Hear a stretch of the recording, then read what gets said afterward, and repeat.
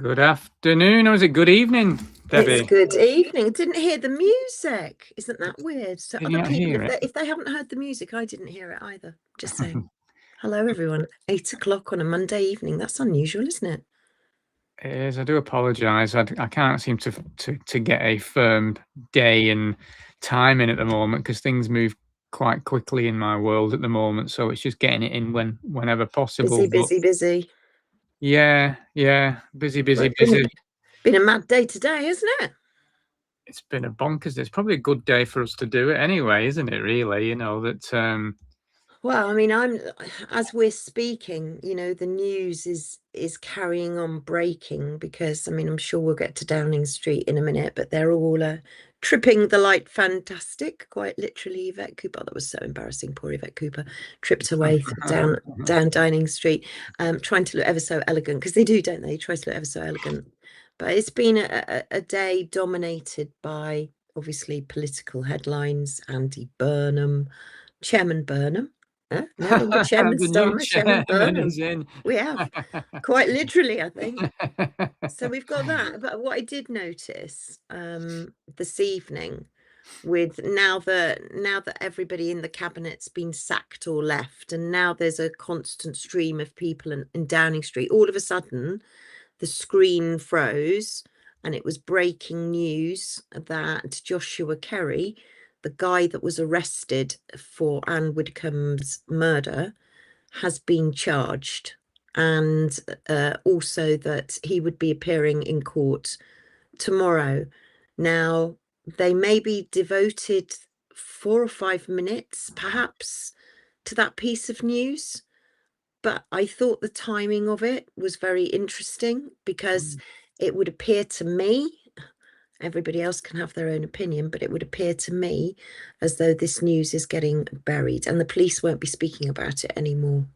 Well, we mentioned off camera, I was walking the dogs only 2 hours ago, thinking to myself, it's interesting that the Anne Widdecombe story's not really been talked about, and obviously everything's about Andy Burnham, and that's understandable because it's a big news story today. But so is the murder of Anne Widdecombe, and it's interesting that actually has come today. But should we play the news clipping on that one, and then we can discuss it, because I know it's an important topic for yourself, and it is an important topic in general, and as it is affecting people, those that follow politics and the way things are, because I think Anne potentially was going to speak out, maybe potentially. I think she might have been, and she deserves better than this, which is why we decided that we were going to make Anne the top news story for us in respect to her and her family. And I would like to add too, condolences to Kevin Keegan's family. Absolutely. As Kevin Keegan died today. But you know what? Thank you, Prince William, for your message of condolence to Kevin Keegan's family, and my message of condolence too. But where was your message of condolence, sympathy and concern over Anne Widdecombe's murder, Prince William? And why haven't we heard from you, King Charles? Because Anne Widdecombe served in your mother's government. So the royal family have been very disappointing. Condolences to all families.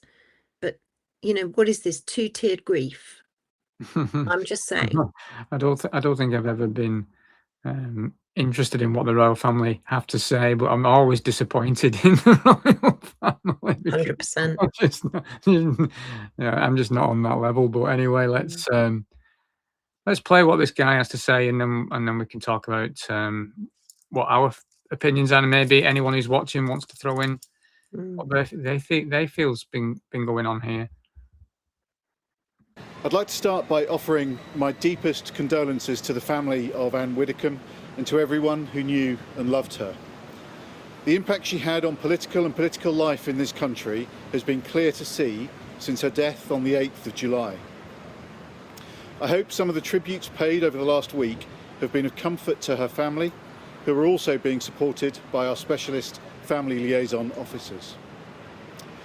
Earlier today, detectives from Counter-Terrorism Policing were informed that, following a submission of evidence to the Crown Prosecution Service, charges have now been authorised.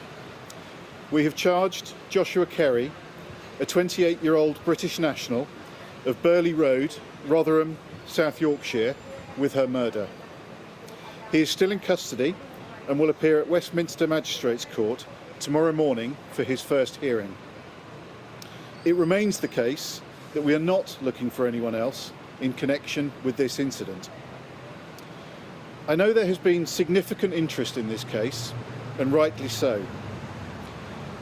I want to make it very clear that our investigation into this individual, determining his motivations and any wider activity he may have been involved in, is continuing.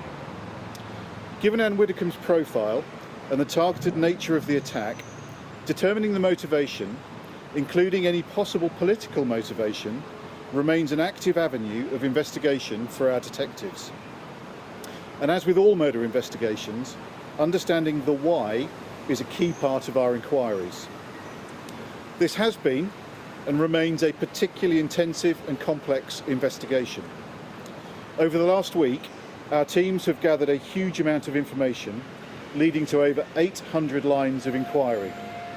Each of those needs assessing carefully and thoroughly, and I ask that we are given the time to do that. Should Counter-Terrorism Policing identify any further offences, we will liaise with the Crown Prosecution Service and submit evidence where appropriate. As always, to ensure the best outcome for victims and their families, we must do this right, not just quickly. And I reiterate my ask for the support of the public in this. I know many have been understandably concerned about their own safety after this horrendous attack, particularly after hearing about the nature of the attack she endured in her own home. We're working closely with the Speaker of the House and the relevant authorities to ensure elected officials are aware of what we have in place to protect them. As criminal proceedings are now underway, and to avoid undermining the judicial process, we will not be making any further comment on the investigation unless absolutely appropriate. I would like to thank the public, the media, and those right across the political spectrum for their engagement and support whilst we progress this challenging investigation. I ask for patience as our teams do their work. Thank you for your support. I mean, I know you've looked into this probably more than I have, Debbie. I've not had a lot of time to dig into this, but I found it all a bit odd earlier in the week when I was seeing footage of like a Ring doorbell kind of footage from some it almost felt like Jill Dando-ish kind of. That's what it felt like to me, you know, like they've just found some guy, you know, and then they're saying he's a hard left-wing communist type with, you know, and that stinks of the JFK Patsy situation as well. It just stinks of all of that. I don't know. I mean, I could be completely wrong, obviously, but my gut feeling is saying this guy is being used to cover up something. And that's my opinion. I don't know. I haven't dug into it, but that's my automatic feeling on that. That's my opinion too. Honestly, it's my opinion. None of this makes sense. None of it feels right. They don't seem to have a motive. They've found, apparently, allegedly, they found Reform news clips on his wall where he's cut things out.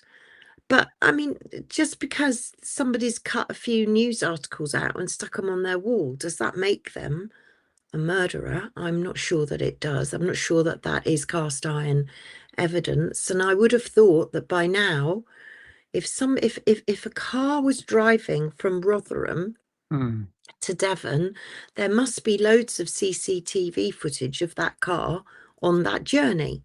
Yeah, There must be. And I don't know why the police aren't showing more evidence, because nothing feels right. And even a member of Joshua Kerry's family, I think, has spoken out and said that this is completely out of character. I mean, obviously they would, because they're their family, sure, but I'm on the same page as you, Ant. So, you know, that's just two of us that are feeling uneasy and uncomfortable about this. How many more people are feeling the same?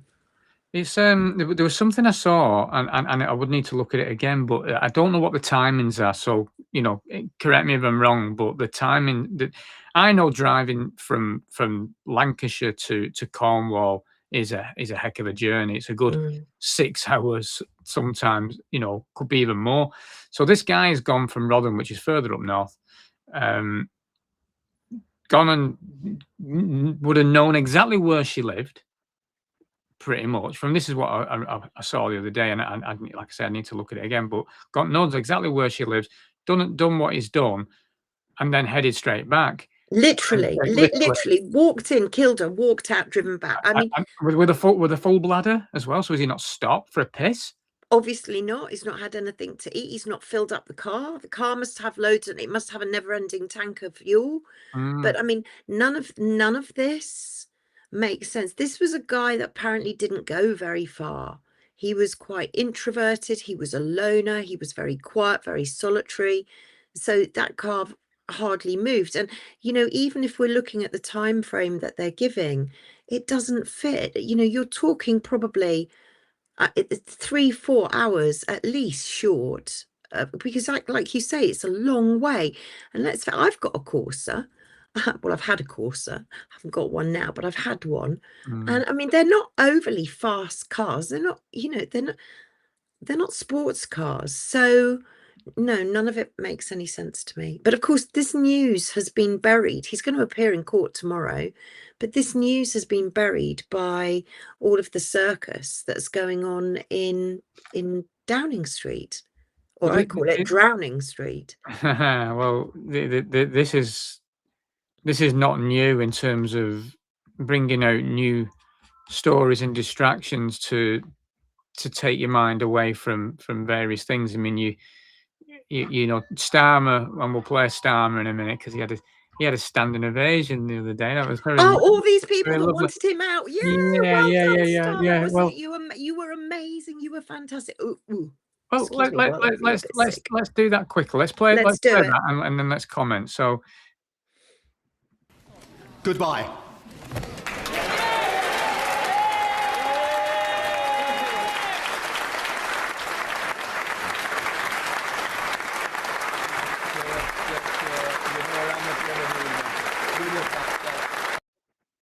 you know, like he's done a bloody good job, Debi. You know, well done, Chairman. These were all the people that were pushing him out. These were all the people that didn't want him. Well, because it's all pantomime. It's stupid nonsense. Terrible. You know, goodbye.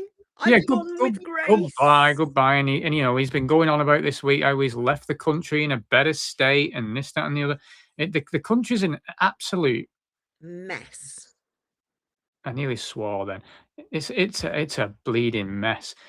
And he's come in, and I've always said it, Starmer was there to create the chaos, to create this massive, you know, he no character whatsoever, so nobody could get on board with him. So he was there to create chaos, confuse, and everything else, and that would allow for them to then bring in a hero. Ta-da! the hero that's going to come in, and he's going to make loads of promises, and he's going to do things, and people are going to go, oh, that's a good idea. Oh, well, get that, you know, that's a good idea, Burnham. And it's going to be a poison chalice. It's going to be candy with poison in it. Honestly, he's going to make you think we're going to reindustrialize the UK. We're going to have a 10-year plan. I mean, we'll come into what he said during his speech in a minute, but you can clearly see what he's going to do, and it ain't good. It really ain't good. If we thought Starmer was bad, we ain't seen nothing yet. This is going to get super bad. Well, this is my opinion. And I can only say this is my opinion. Starmer was brought in for chaos. Yeah. and he's done his job well, because that's what he was there to do. He said that. My work is done. He said that. There you go. And he's done his job. He's created absolute chaos. The country is on its knees. It's a mess. So Burnham comes in, and he's coming in to finish the job. The job is the Agenda 2030 Sustainable Goals, because that is what it's all about, to take these Western countries into those UN goals. And he is going to deliver it. So anyone who's saying, right, you know, the great Burnham's in and he's going to save things. Well, is he going to stop digital ID? Well, apparently he's going to stop digital ID now. Bullshit. He's not. Together Foundation and Big what are you Brother thinking Watch. Together? So they come out and go, it's a win. It's a win. Rupert Lowe said, "Oh, this is a good move," and I'm going, "Do you believe him? Really?" I was like gobsmacked with how many people were going, "Oh, that's good. That's a victory. That's a victory." And I'm thinking, this isn't a victory at all. In fact, it's the reverse. It's the absolute reverse. Therefore, I question, and I'll put it out here now, I question the Together Foundation. I question Big Brother Watch. I question Rupert Lowe, because this is a serious matter. This digital ID, and we'll talk about it in a minute, it's nothing to do with the ID cards. And we've said it before, and we've had Fiona on about it before. It's nothing to do with that. That's one token of a full infrastructure of control that is coming in. And it's coming in if we like it or not. And Burnham is going to bring it in. Like a steam train. Yeah, of course he is. Via the government login, via the digital government wallet, via your NHS app, via digital driving licenses. I mean, come on, everybody. You know, I think people take Andy Burnham, or Andy Burnham's taken it literally, like, we're not going to give you a little card to put in your wallet, to put in your purse, to carry about your person. No. We're going to simplify things. So Keir Starmer, he's been bad cop, but what he's done is he's got a level of the public support or how much resistance, and they're going, oh, public don't like the term digital ID. What we'll have to do is just change the name and bring it in via the back door, like they do everything else, bringing it in via the back door in a different guise. But the thing is, at the end of the day, we've still got e-tickets. We've still got all of this digital stuff going on. Everything's blooming digital, except for Keir Starmer. Oh, bless him. Do you know what Keir's been doing this last few days? At our expense, he's been writing handwritten letters to every single member of staff in Downing Street. Isn't that kind? I thought we'd gone digital. It would have been easy just to do a round robin email, right? It would have been probably, you know, more appropriate, since we're going AI digital. to do it for him. AI, exactly. But no. He went back to good old-fashioned pen and paper. He did little handwritten notes to everybody. Sweet, on our money. In our time. Speaking of before, we were talking about distractions and how things get put under, you know, when things disappear. So Keir Starmer now, he gets his standing ovation and he'll disappear into the sunset. He'll get some cushy job somewhere. UN, apparently. Well, there you go. That tends to be what happens every time with these lunatics. So they get in a position to play the role. They trash the country, and then they go off and get themselves a fancy job. And they disappear, you know, like what's happened to Matt Hancock. If this place was fair and just, the likes of Matt Hancock would be behind bars by now. Of course they would. Did you notice Patrick Vallance suddenly resigned? He slithered off. Yeah, he's gone. He would slither away. Yeah, he slithered off today. I'm just waiting. Chris Whitty's hanging on still by his fingernails, but I'm waiting for him to slither off as well. They all do that. They do the damage and then they slither off like snakes. You'll be happy to know Yvette Cooper is health secretary. Oh no. Oh yes. Do you know what? I mean, Yvette Cooper, well, I've met her husband, Ed Balls.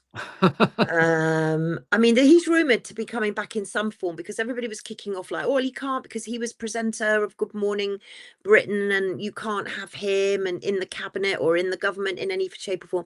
But I do think that Ed Balls is coming back. Now, what's interesting about Yvette Cooper and Ed Balls, actually, is that they're both Privy Councillors. Now, when you've got, that is the highest level of security pass, right? If you're going to have the Willy Wonka golden ticket, you're part of the Privy Council. And there's going to be a Privy Council meeting tomorrow. And I would imagine that both, I mean, Blair, he's a Privy Councillor. You need to look up Privy Councillors, and they're all private. So it's all secret. So no one's allowed to say anything. It's like Bilderberg, you know, they all go into these meetings and they talk and they plan and they plot, and you're not allowed to speak outside of the door. So both Ed Balls and Yvette Cooper were, at the last time I looked, unless it's been changed, they were Privy Councillors. And Ed Balls, maybe I'll show you some interesting video maybe next time, of my son playing in a band with the one and only Ed Balls. Yeah, really, folks, it's out there on YouTube. I see all sorts of little odd things going on in my life, but it's just weird that these politicians, I've met these politicians. It's just mad that the ones in the news headlines at the moment, I seem to have met a few of them, not all of them by any stretch. Well, I've spent more time with Andy Burnham than he has his cabinet. Should we listen to him? Shall we? Yeah. Listen carefully. I will put the care of people at the heart of everything I do. I will give this my all, and I ask you all to pull with me. Let's build a new national sense of unity, of common purpose and positivity. Let us make this the moment when Britain starts to believe again, the moment we bring back hope. Thank you very much, everybody. Common purpose. Did you hear those two words, common purpose? Common purpose. The Common Purpose, for those of you that don't know, was a charity. Good evening, Sarah. Is a charity founded by Julia Middleton back in the 80s, I think it was. And it's all about grooming new leaders and the entrepreneurs and our future leaders and our future prominent people from all races, all diversities, basically change agents. So, you know, in plain sight, you have those two words, common purpose, which should set alarm bells ringing in everybody's head, is that this is communism 2.0 coming right. I mean, he said a lot else. I don't know, have you got another clip of the speech as well? Because he's doing stuff for people as well. It's all bullshit. Well, I thought he's got a PhD, you know, in broken promises. Well, we're going to broken promise in a minute. So one of his things, which is an area that's actually close to many people's hearts, mine and yours, no doubt as well, and that's to end homelessness. You know, that we're seeing so many people on the streets. It's got worse and worse and worse over the years. I mean, I remember being a kid growing up and going into the city centre in Manchester with my mum and being shown what they would say is a tramp in those days, you know, back in the 80s, you know, and being completely shocked as a child. I remember being so shocked that a man is living on the street, you know. And now you go through Wigan Town Centre and you everywhere. There's a guy I pass every morning and come home every night. I drive past him and it breaks my heart that he is living on a park. Well, it's not a park bench. It's a bench facing the road, and it's awful that this is happening. However, Andy Burnham has vowed to end this, but he said this before, and we'll get into this. But let's just hear him, and then we'll show that he's actually said this before. He will help people to live well, building a more preventative state, investing in people's success rather than paying for failure. And that work starts now. I will soon go through that door behind me and issue my first instruction to end rough sleeping in our country. I'm a bit confused. Yeah. Because didn't we have legislation 10 days ago, 2 weeks ago, to legalise rough sleeping? Well, this is it was put out back in 2025, but it is something that only came into my view a few days ago. So I don't know exactly when this was put out, but yes, they are basically saying that it's not going to be a criminal offence to be a rough sleeper. After 200 years, rough sleeping will no longer be a crime. So yes, that is confusing, isn't it? That would suggest that, are we heading towards a situation where there's going to be a lot, potentially a rough sleeping? I don't know. However, I've mentioned that Burnham has had this promise before, and when he was the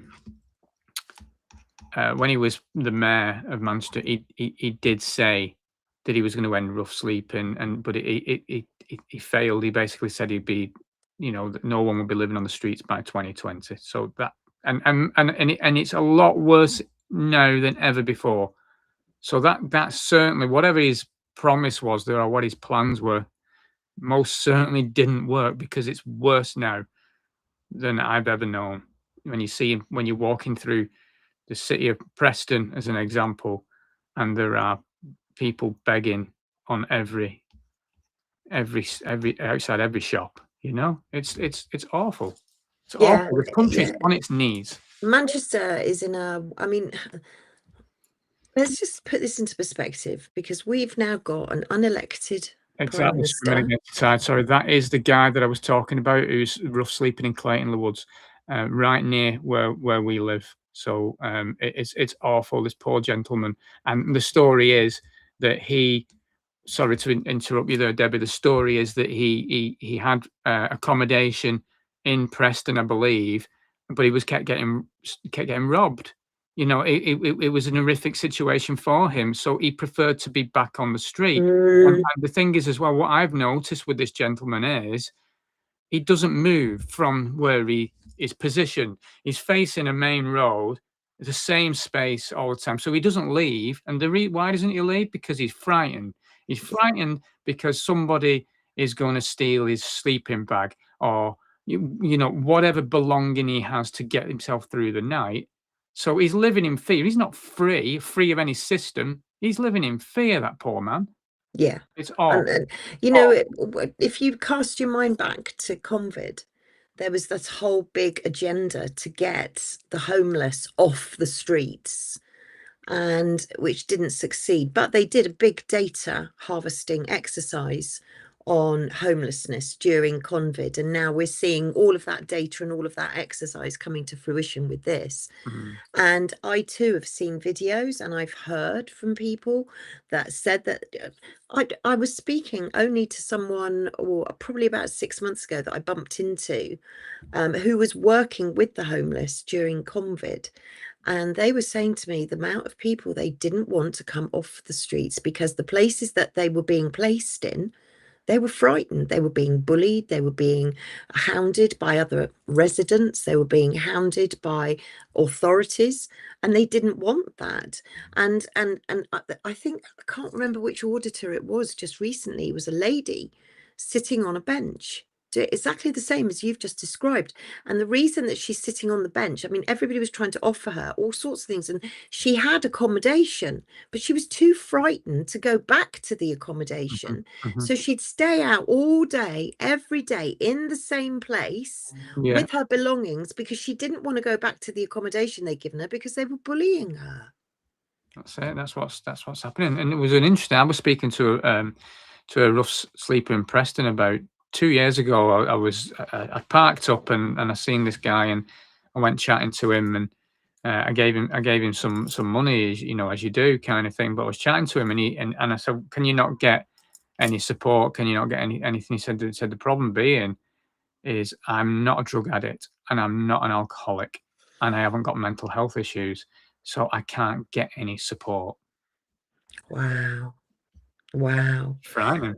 It is frightening. And Burnham has, when we first found out that Burnham was going to run for Makerfield and all of this was starting, the first thing I think we spoke about was the broken promises that I'd experienced with him. That I'd met him and I'd spent an hour and a half with him at Portcullis House, and he didn't even acknowledge the meeting. He broke every single promise that he made to me. Now, this is just another example of another promise that he's broken, because Manchester, he can't run a city. What makes anybody think he can run a country? Because he's made a mess of Manchester, so goodness only knows what he's going to do. And you know, the other thing that I'm looking at with interest, because I mean, as we've just said, the whole digital ID thing is flawed. We know that that's not gone. It's not going anywhere. It's coming in, even it's coming in turbocharged, right? It's already here. But assisted dying. So this is, you know, I've been looking at it for ages, and I went back to 2015 because there was a debate in the Commons back then, and Andy Burnham was a member of Parliament. And how do you think Andy Burnham, and that's why actually I don't know if anybody can find out while we're on air, but is Yvette Cooper pro assisted dying? Or is she anti-assisted dying as the new health secretary? Because Andy Burnham, what do you think which way do you think he voted in 2015? Which way do I think he voted? It was probably pro. He abstained. Oh, okay. Interesting, isn't it? So he's, you know, the cock of the north, as I call him, isn't going to be so cocky when he's perched on a fence, because he won't jump either side. So which side is he going to jump down? I suspect he'll jump down. What I think he's going to do, because I think everything is going to be laced. Everything he's going to do is going to be laced with something else. And we've been calling out a lot for palliative care. Everybody's been saying, look, forget assisted dying. We need palliative care. And I think he's going to say that he's going to throw money. This is just my theory. It's just literally a hypothesis. But I think he's going to throw money at palliative care in order to route the assisted dying. Oh, it's okay because we have got palliative care now in place. In fact, I think things in social care are going to change big time. I think he's got big ideas for social change. And this 10-year plan. I mean, I don't know if you've got any more clips of Andy. Have we got another clip or no? I mean, there were big clips, but we haven't got time for the big clips. What I do want to say, though, is that he said, and I quote, that he is going to make Britain a preventative state. Oh, yes. So I think this is really important, because when he abandoned all tradition, like he said he was going to. So the podium went, the lectern went, the what's it called, the auto cue, that went as well. And he was going, he was just no notes, no nothing. He was just speaking. So did away with that. So, and this speech came out, and there was an awful lot in it, and you had to look at the specific wording. Like common purpose was thrown in there, control was thrown, just scattered in there during the dimples, the smiles, and the long eyelashes. And the other two words that he said was preventative state. Now, I looked up preventative state, so hold on to your hollyhocks. This will only take 30 seconds, but this is a definition of preventative state: a government or policy that restricts the freedom of people deemed potentially dangerous before they commit any crime. This is a radical prevention focused on preemption rather than punishment. And I mean, let's there's a lot there. A government or policy that restricts the freedom of people deemed potentially dangerous. So if you're deemed potentially dangerous, they're going to act on that. You don't have to do anything. You don't have to do a thing wrong in your mind, but in their mind, if they deem that you've done something that could be potentially dangerous, then they're going to take preemptive action, which means that you're guilty before you're proven innocent. But that's in my term. It's communism. Yeah, but that's how the digital ID prison will work, and it's the thought police. So it's all about data, isn't it? Yeah. So the AI will know more about you than you'll know about yourself. I think we're going to get an AI Secretary of State, you know, not as in, I think we're going to human being appointed specifically for artificial. I think there's going to be a few more cabinet posts Yeah. created, and I think AI is going to be one of them. But this whole speech, he's going to throw out a 10-year plan. He's going to rewire politics. He's going to rewire the country. He's going to rewire us. This is, and you won't hear this stuff anywhere else. You won't tune in to Sky or Channel 4 or even into a lot of the alternative media channels out there. They won't be telling you the stuff that we're telling you. Yeah, that's why no one watches us. Give us a share, everybody. We work hard. We do work hard, and it's good, you know. But I've been watching, keeping an eye on the cabinet all day, or the loss of the cabinet, and now we've got John Healey as Chancellor. Well, there's a surprise, and it just shows you that Burnham's team, his close team, they're not even leaking to the likes of the wonderful, amazing Beth Rigby. You know, she's getting it wrong. So they're tight.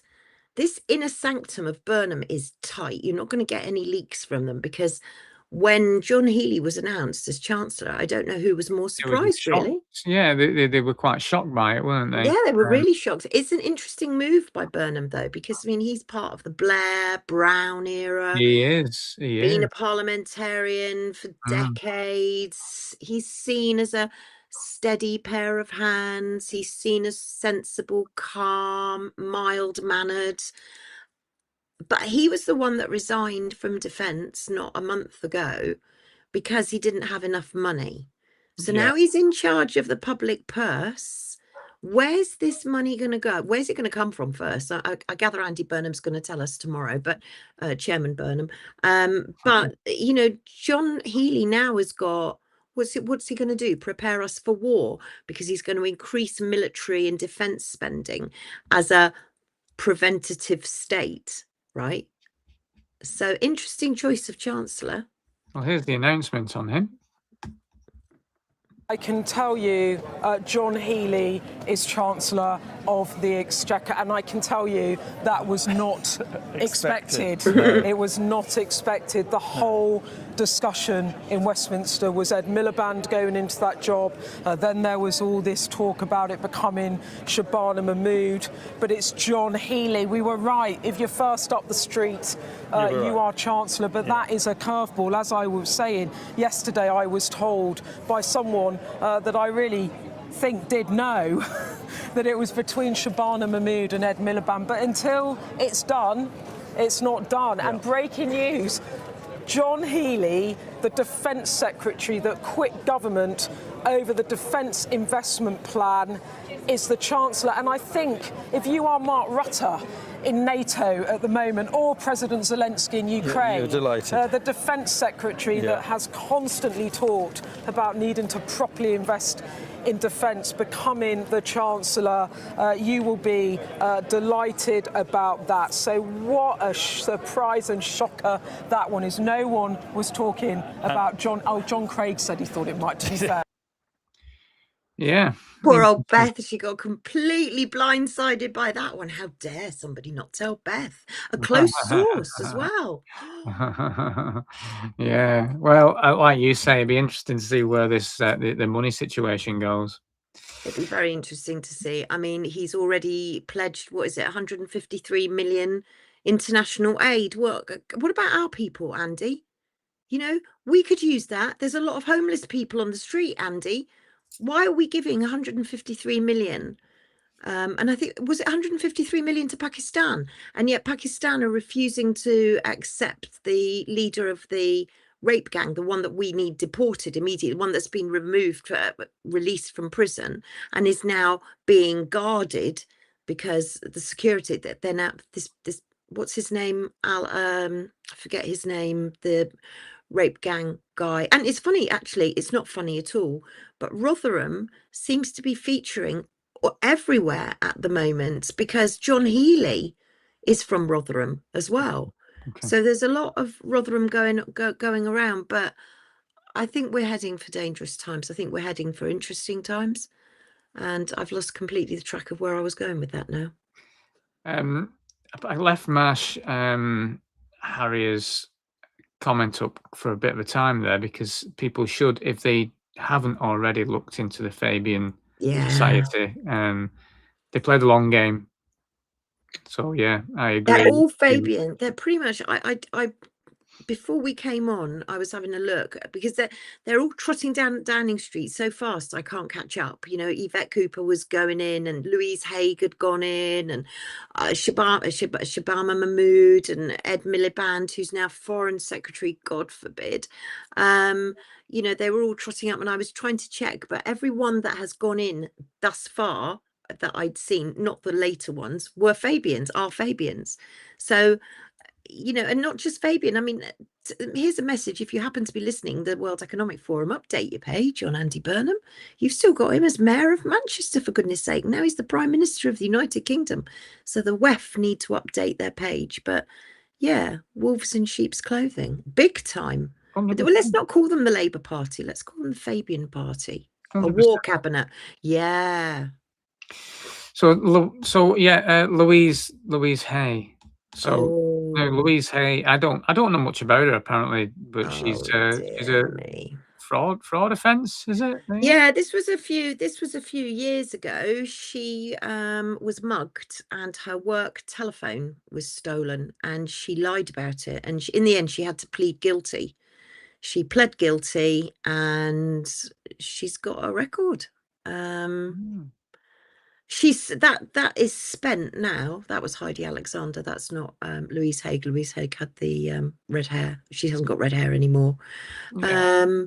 And she marched her way. Now the thing is with Louise Haig is I think she was transport. But what you have to know with the Louise Haig is, yes, she's a convicted criminal on the front bench, but she's also one of Andy's busy mates.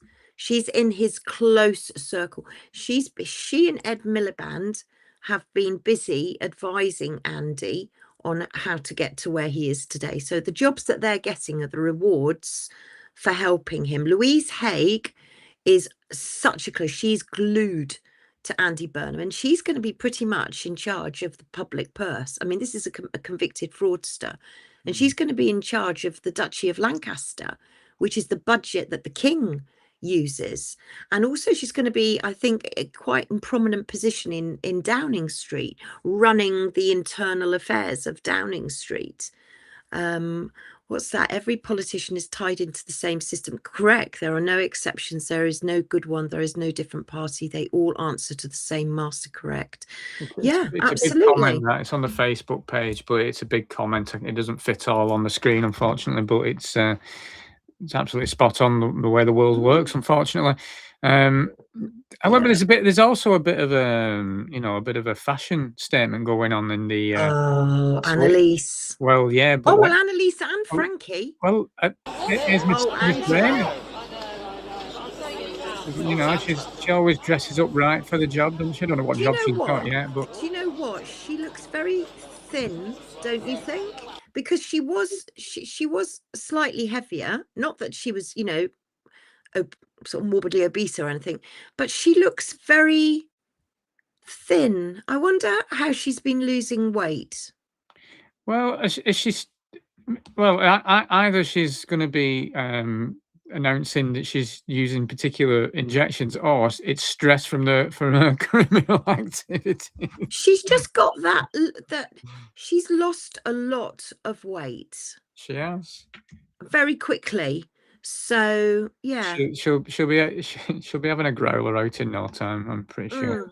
Interesting. Yeah. Have you got any more of anybody walking up Downing Street? I have. Got a fashion parade. Have I got a fashion parade? I've got one more. Okay. I think you'll like this one, Debbie. Let me. Here she is, Annalise. Bless her. She took her boss seriously. Suit for a special occasion, didn't she? Didn't she? Yeah, lovely. It's a nice outfit. What is going on? And then you probably haven't got a picture of this, but I was a bit a little bit on X earlier because, you know, Frankie appeared. You know, Frankie Octopus Energy. You know, Andy Burnham's wife. Yeah. So she turned up, of course, holding his hand, and they're all very lovey-dovey, so it's very sweet to see. But she had the oddest dress on, honestly. This lilac cling tight. I mean, she's a fairly similar shape to me, and it's not the shape of dress personally I would wear. And her hair was scraped up into just a cheap plastic clip, and you would have just thought, Andy, can't you afford to buy your wife? And I mean, I'm sure she gets an allowance for the dress that she wears, but a little bit misinformed, a little ill-fitting dress there. It was an interesting fashion parade today, Downing Street.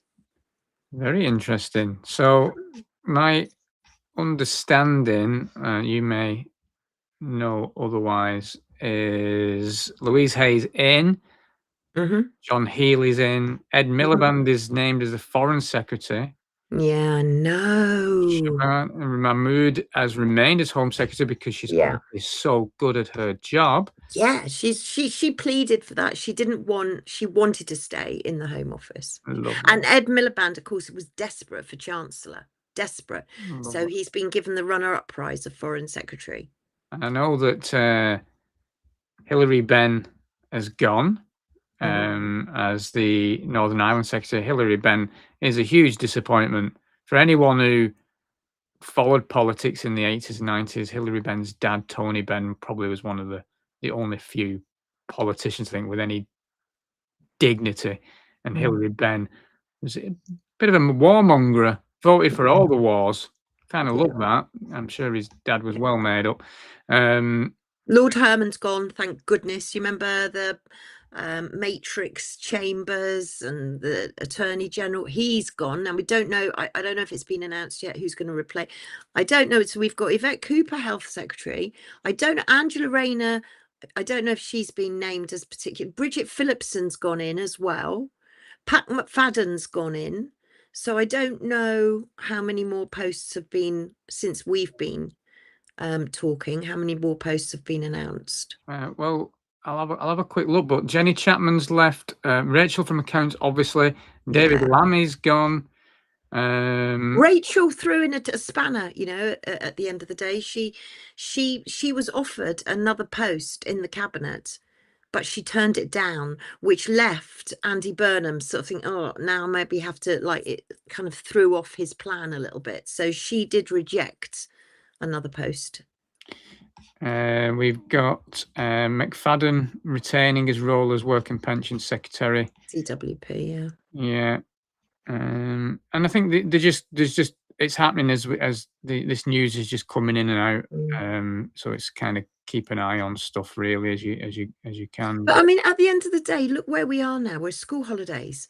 Parliament's gone into recess now, going into recess. So they're all jogging off for their summer holidays. Andy's going to be doing a tour of the Red Wall seats during the summer holidays, promising everything and absolutely delivering nothing. And then they're going to go back to Parliament. We're going to have the King announce, you know, open Parliament with the Andy Burnham speech. And then I think we're going to get one Prime Minister's questions before they all disappear off again for conference. And I think in October or late September, whenever the Labour Party conference is, that's when Andy Burnham's going to announce all the really major plans that he's going to put forward. And that's going to be like Communism 2.0, in my opinion, turbocharged. Yeah. So the Burnham PR has been going on for quite a bit. We've talked about that over the past few shows, haven't we? And he did something the other day, which is it automatically took me back to Tony Blair, when Tony Blair's announcement came when he came into power, and it was D Reams. Things will only get better. Yeah. Well, you would have seen it, and it's cringeworthy as buggery. But you know, let's go on. Go on. Is this with Mo? Oh no, it's not. Yeah. Oh, Mr. Manchester, you see. Yeah, what is this? Dancing with your fingers up in the air, and it's, you know what, they're all dancing.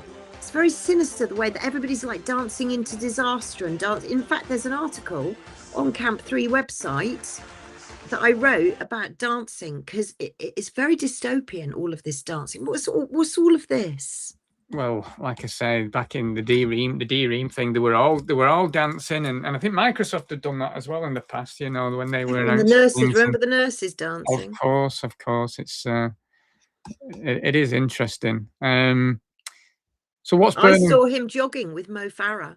I saw He's that out as there. well. He's Yeah, out but there it's all jogging. it's the whole PR thing is just it's out Dreadful. there, isn't it? You know, when he's in with the Gallagher brothers. That's another thing that Tony Blair did as well. Well, You know, Tony Blair wanted to be a rock guitarist. That was his ambition. well, so does Burnham though. Burnham is he's down with the kids, isn't he? What is it with rock? I must dig out that video of my son playing with Ed Balls. They all seem to be, you know, like rejected rock stars. You know, they've just chosen politics because it's something to do, but actually they all wanted to go into the rock business. Maybe Alan Miller from Together should have taken them all on as one big band. Yeah. So is he going to do this then? What, the actual the little plastic card that you put in your wallet? It's just a name for a certain token within the whole infrastructure, and this is what people need to understand, because people think, if, like I mentioned earlier on, the fact that Together Foundation and Big Brother Watch, that are supposed to be on our side, on the people's side, are saying that this is a great thing. This is just another PR lie. This is where I say be very careful who you listen to, because alternative media has exponentially exploded and people are very keen to listen to alternative media as opposed to mainstream media. And so when I do get to hear that organizations like Together and Big Brother Watch and politicians too are all going, yeah, this is great, well done, Andy, well done. I'm like, what? Then I'm thinking, well, they're not really camp 3, and they're definitely camp 2, maybe even leaning towards camp 1, but definitely camp 2. What is it that I'm seeing that they're not seeing? What is it that you're seeing that they're not seeing? Did you know back in 2005 that Burnham was Blair's ID card minister? Was he? No, I didn't know that. Right, yeah. Did you know that Andy Burnham was once the ID card minister? If you can secure your own identity with your own fingerprint or your eye scan, it means people can't take your personal details. That was him talking about biometric passports all the way back in 2005. How much is it going to cost? Steps are being taken. How much is it going to cost? Fortunately, the battle against Tony Blair's national ID card scheme was won. But in 2020, Burnham was floating the idea of a vein ID for access to transport, education and healthcare in Manchester. Burnham said, digital ID, yes or no? Not now. To start the digital ID scheme, but he didn't say not ever, and now he's pushing for digital ID for the internet through mandatory age checks for social media. Keir Starmer was happy to give away your privacy to get his headlines. That kind of leadership failed. Burnham must not be another Starmer. Well, great find. Great find, that one, because that, I mean, it's shocking, isn't it? Yeah, well, it's no surprise, is it? You know, this is the thing. These people are liars. They're liars. Oh, Andy Burnham is prolific. Honestly, yeah, quite. Bingo. Great find. And you know, go back and look at the voting record and you'll see in 2015 he abstained on assisted dying. All we have to do is research. And I say to people, you know, the word research, it says it. Go back and have a look and see what they said before, because I tell you, they speak nothing but it's fork-tongue lies. Totally. Lies. Totally. So he's talking about, or they're announcing in the press that he's going to backtrack on this digital ID card. Now, no, of course he's not. Well, let's have a look at it. So, since Labour entered government, the most noticeable expansion in internet services. So company's house, you've got to have an ID verification. Yep. Verification. Yeah. Online Safety Act enforcement, adult website age verification, social media age assurance, device level verification, such as Apple's UK age confirmation, proposed mandatory age verification for under 16s for social media access. So this has happened over the. This stuff doesn't just get dropped. That's nothing. That does not label. Of course it doesn't get. Of course it doesn't get dropped. No, but it's not labeled as digital ID. But it's normalization and it's part of the infrastructure of where all of this is heading, because it's the Fabian thing. It's the long game. They play the long game. Exactly. And so the government wallet, the government digital ID wallet Login is going to be the biggest wallet. problem, which is going to sit on your phone, and all these tokens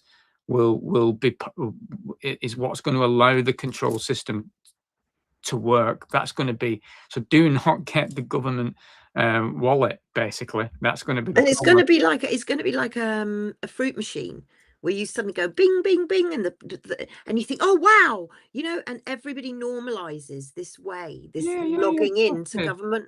But we're already there, aren't we? We are already there. We are already there, and we're all using systems that are already feeding into it. It's happening. If we like it or not, it's happening. But we do need to be aware that I think that the government wallet bit is where everything ties in and links 100%. When the CDBCs come and the social crediting comes and everything else, everything is linked then to you on that government wallet. And the NHS app. Don't forget the NHS app. Yeah, the NHS login, the e-tickets, NHS driving licenses, it's all coming, and it's all here now. That's it. So the government wallet stays, the digital driving license is going to stay, police access to DVL record stays, e-visas and digital right to work checks are staying, mandatory company's house ID verification staying, statutory digital ID trust framework staying, NHS login, NHS app, a unique identifying number for every child stays, and plans for universal newborn genomic testing and DNA storage is staying. So don't listen to It's not gone anywhere. Is it bloody hell? I mean, I don't know what all of these other organizations are thinking of. And, he's not just talking about, he's stopping. I mean, we've talked about assisted dying, but now he's talking too about renationalizing public services like water. So, obviously water was privatized, and now he wants to renationalize it. So I'm going to be interested to see how this plays out. I'm really going to be interested to see, especially with water, because as you know, we are water. Apparently the United Nations say that we're water bankrupt. We're now in a global water bankruptcy crisis, which if you take over state control of water, you have everything. Water is the most precious commodity at the end of the day. And we've got plenty of water. I'm not sure we've got plenty of clean water, but we've got plenty of water. It's just that they won't let us have access to the water. So I don't know, renationalizing, there's no money. Where's he going to get all this money? I know for sure through water companies and doing so much work on water that the infrastructure is hanging. And it would cost billions, trillions probably, to update the infrastructure, because while we've been building houses and building more homes, we haven't ever invested, and neither of the water companies, they don't even know where half their infrastructure is, let alone cleaning it and updating it. To replumb the whole country is going to take trillions. So I don't see renationalizing it. To me, just gives the government another route to frighten us, ration us, which is all part of the global bankruptcy document with the United Nations. It's all to do with AI. They're going to enforce you if you misuse water. They're going to ration you. They're going to use AI. It's all going to be about surveillance, and water is going to be the big national security thing. And that's exactly where Andy Burnham is starting to take us. And this is why I keep saying to everybody, when you're next in, don't panic, no panic buying. But at the moment, water is fairly cheap in bottles. You can go out and get a 12-pack of water for whatever. Just when you're going out, pick up some extra water. I know that I'm always banging on folks about water, but if you end up with no water or shortages of water or contamination of water, antimicrobial resistance, but water is essential. Clean water is essential. So if you haven't already started just picking up a little bit of extra water, and you haven't thought about how you're going to treat that water, clean that water to make sure that it's drinkable, then I would say that's probably a good place to start. Water. Yeah, and plus that the data centers that's propping up everywhere are going to need plenty of water.